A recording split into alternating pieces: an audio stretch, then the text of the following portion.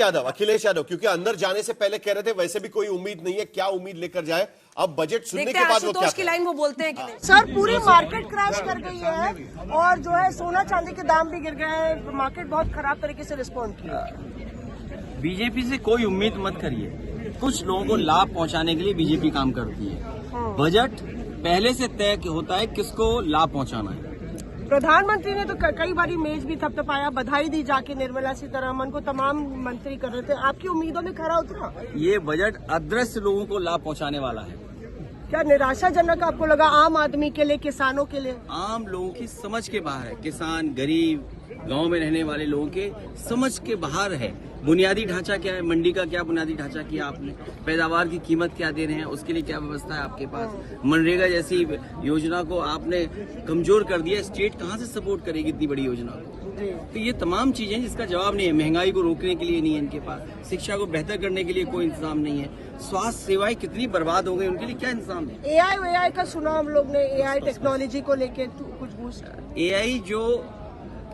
AI नई technology है, नई टेक्नोलॉजी को कितना इंट्रोड्यूस कर पाएगी सरकार? एक बुनियादी ढांचा तो हो उसके लिए। अगर बुनियादी ढांचा नहीं है तो एआई क्या करेगा? 10 में से कितने नंबर रखे? मुझसे नंबर मत लीजिए, किसी किसान से नंबर पूछिए जाके। आप अखिलेश यादव कहते हुए मुझसे नंबर मत लीजिए, और सरकार के पास गरीबों के लिए, किसानों के लिए जो ढांचा है, मजबूत ढांचा पेश करने के लिए कोई भी प्लानिंग नहीं है। मौसमी सिंह, दिल्ली आज तक। आशुतोष, ऐसा कहा जाएगा कि आप ही ने स्क्रिप्ट लिख के दी थी, क्योंकि आप जो गेस कर रहे थे पहले तो ऑफ कैमरा आप बोले थे। अब दिखाओ भाई इनका हंसता हुआ चेहरा दिखाओ। मैंने खुद ही कहा था कि ये चिराग पासवान गया है। ये 21वीं सदी के दूसरे क्वार्टर का, और जो क्वार्टर हम सब के लिए बहुत ज़्यादा मायने रखता है, क्योंकि 2047 जब हम एक विकसित भारत बनाने का जब हम जिक्र करते हैं, तो ऐसे में अब ये जो अगला क्वार्टर शुरू हुआ है 25 से लेके 50 तक का, यहाँ से अब हमें हर उस सोच को बल देकर आगे बढ़ना होगा जो इवेंचुअली 2047 में भारत को एक विकसित देश बनाने का काम करे।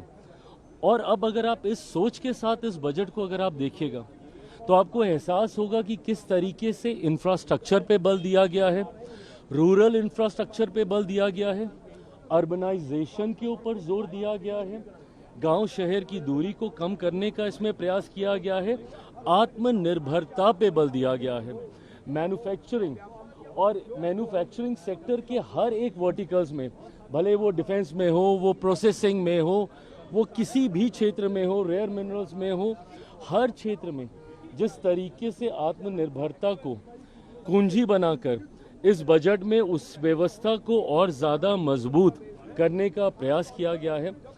युवा शक्ति को केंद्र में रखकर जितने ये सारे वर्टिकल्स एक्सपैंड होंगे, उतनी ही जॉब अपॉर्चुनिटीज़ भी क्रिएट होंगी। स्किलिंग पे बहुत ज़्यादा कंसंट्रेट पुनः किया गया है।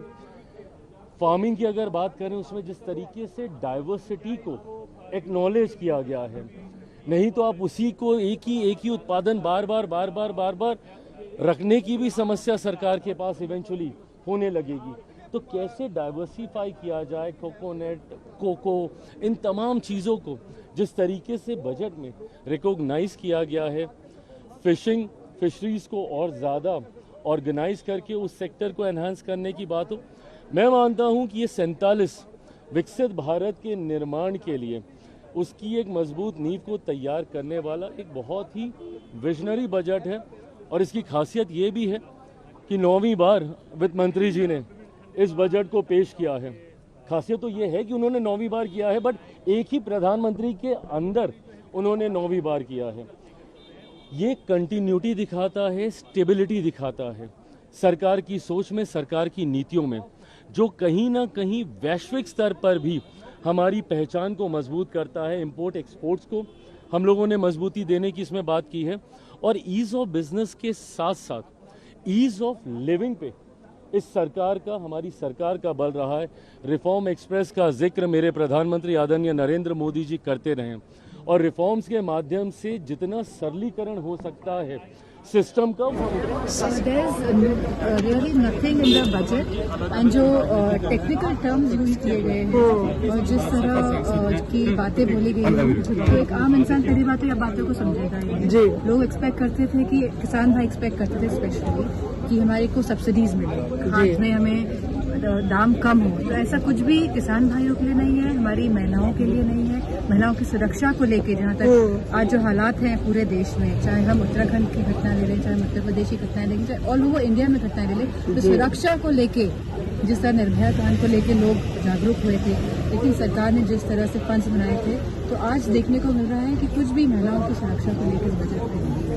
आर यू डिसअपॉइंटेड, मतलब निराशा आपको हुई कुछ? आपको नहीं कहते महिला सशक्तिकरण? आई थिंक बिकॉज कोई इलेक्शन ईयर नहीं है, तभी सरकार ने कुछ भी मिडिल क्लास वालों को इस बजट में नहीं दिया। इस बार का जो आम बजट है, इसको लेकर के आप किस तरीके से देख रहे हो?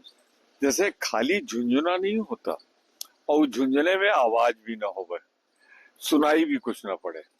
आज मैंने पहली बार देखा कि ना निर्मला सीतारमण जी के चेहरे पे, मंत्रिपरिषद के सदस्यों के चेहरे पे और सत्तारूढ़ दल में कोई उत्साह नहीं, कोई जोश नहीं, निराशा थी चारों तरफ। किसान निराश, नौजवान बेरोजगार निराश, छोटा व्यापारी निराश, लघु और मध्यम उद्योग से जुड़े लोग निराश और सबसे बड़ी बात, आज पूरा भारत निराश।